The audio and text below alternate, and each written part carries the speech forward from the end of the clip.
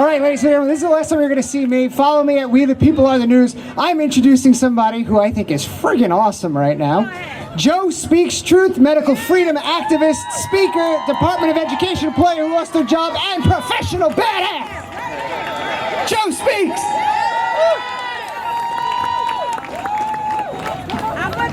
Oh, it's cold today. Hello, everyone. First of all, thank you so much for coming. I know it's a little bit cold, but personally, I don't care if it's raining, snow, hot, or cold. I said I'm not going to stop till they stop. And given that I no longer have a job, I worked for the Department of Education for 3 years as a teacher assistant. October 1st, 2021 was my last day working at a middle school in the Bronx. Unfortunately, I had to tell my class that I was no longer going to be there. And I had the difficult task to explain to them as to why I'm doing what I'm doing. The kids, and I get a little bit emotional when I talk about this because I love working with children. And they were like, Miss, why don't you just get vaccinated so you can stay in the class with us?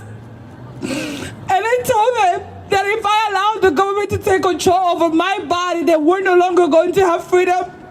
And that I hope that one day, once they get older and we win this war, because they don't know that we are at war, that they can perhaps understand why I did what I did. Unfortunately, due to the way that myself and other teachers were discarded from the Department of Education, I said that I would never, ever go back to work under any system. Because if they did not care that there were teachers and other DOE staff members that had rent to pay, mortgage, and had children to financially support, that I can no longer work for an institution that does not care about our livelihood, our mental health. Okay? And it baffles me because it was just in 1865 that slavery was abolished. It seems like no longer the 13th Amendment holds any power by the Constitution of the United States of America. And the school system that's supposed to be teaching children about dictators and tyranny is telling the children that it's okay to comply with tyranny. We're supposed to teach children how to think, not what to think. And we're supposed to guide them and be mentors to the next generation that is to come. So these are the messages that the school system on your tax dollars is sending your children, that it's okay to reverse back to slavery. People die so that I'll be able to walk the streets here in this country and in the world. And I refuse to allow the next generation to be enslaved. Just because we no longer have chains on our feet and our hands does not mean that we're free. If you're being coerced and bribed and your livelihood is at stake and you have to show papers so that you could go to the theaters, so that you could go to the restaurant, then we are no longer free people. We're nothing but cattle, slaves, and property of the state. And I refuse to go down that way. I've said it numerous times. I'm not a mother, but those children were my children. I am also an aunt. I have my youngest nieces that are 3 and 11 years old. And I do not want them to be track and trace. I don't want them to have to wear a mask. I don't want them to have to show papers like free slaves or like the Jews during the Holocaust. Because this is a worldwide Holocaust. If people didn't know. And if people didn't know, we are currently in World War III. You don't need to bomb a whole population to be at war. This is a war for your mind, your body, your soul, your DNA, and that of your children.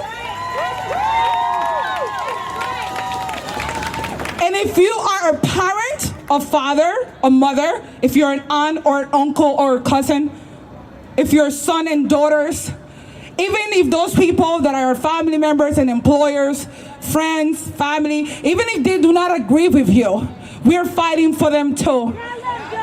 People are completely unaware that they're siding with their own oppressors due to Stockholm Syndrome and cognitive dissonance. But even for them, I will continue to fight. I already told my mother in the year 2020, because I already knew what was going to come, I said to her that I'm willing to die. If my freedom and that of my future children and my nieces and nephews is at stake, then I will fight even if I die. But if we have freedom, then my death will not be in vain. Okay? And at this point, I am talking. It's time that we do more. I am not advocating for violence.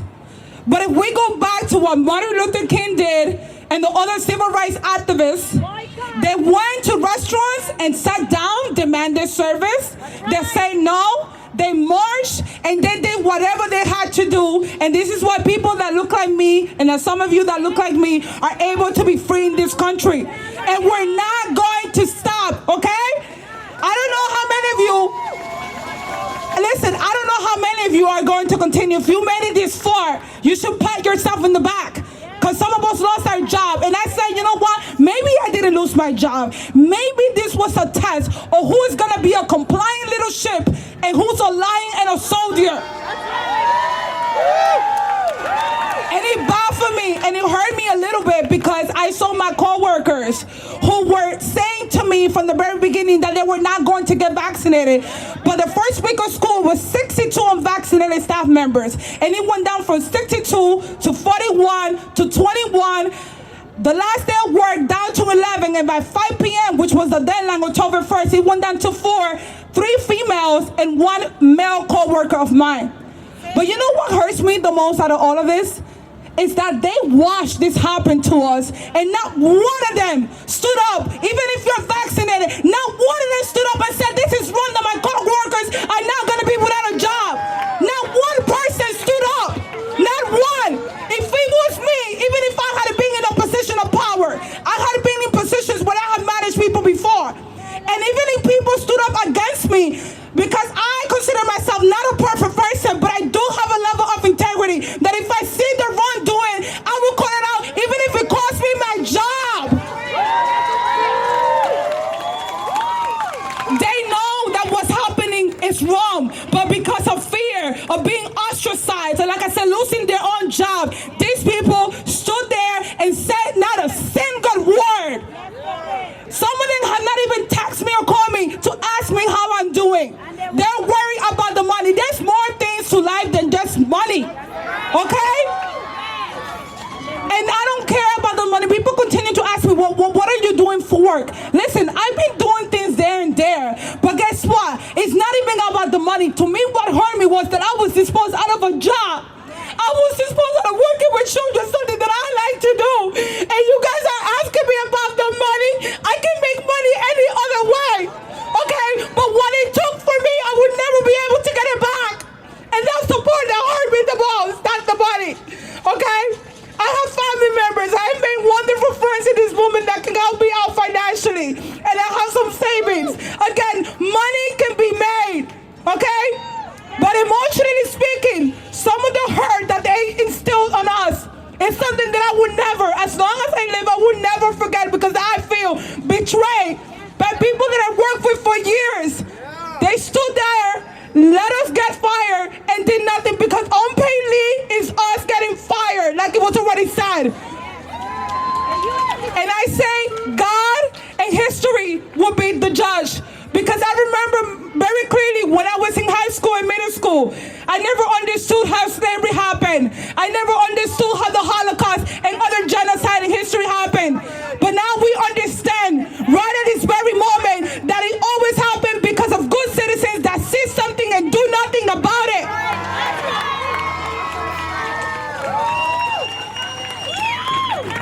And I say that for now, some of my coworkers that were left behind, for now you're able to get a job. For now you're able to get your salary. And for now you're able to financially support your children. But I'm going to say this. First they came for the socialists. I didn't speak out because I wasn't a socialist. Then they came for the Jews and I did not speak out because I wasn't a Jew. Then they came for the unvaccinated and I did not speak out because I was already vaccinated. But then they're going to come for everyone. What are you going to do when they knock on your door for your children? Because the state is already coming for your children. The whole goal is to take away the rights of the parent. The school system is in shambles now, by the way. School violence has increased. There's not a lot of school safety officers because of the mandates. Children are going to school with guns, tasers, knives, scissors. And children are getting stabbed inside your school, so the schools are no longer safe. What are you guys gonna do? Because if you were not capable to say no for yourself, I doubted that you would say no when they come knocking on your door to you. And I'm gonna ask some other men. Listen, we need men to stand up more. We need men because I believe that when more men step up and say no, this club can definitely end.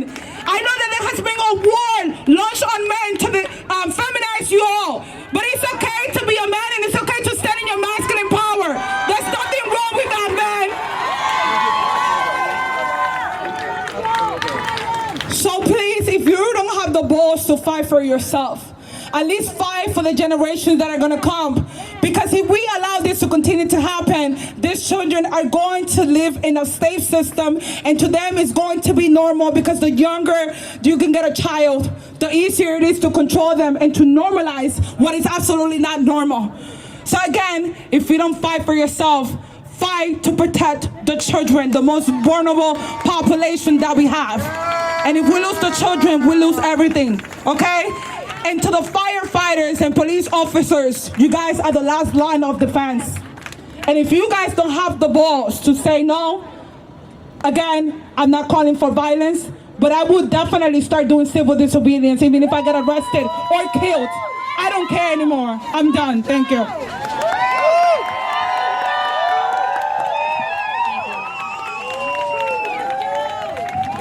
Thank you, Joe Speaks Truth. Wow. Holding back the tears.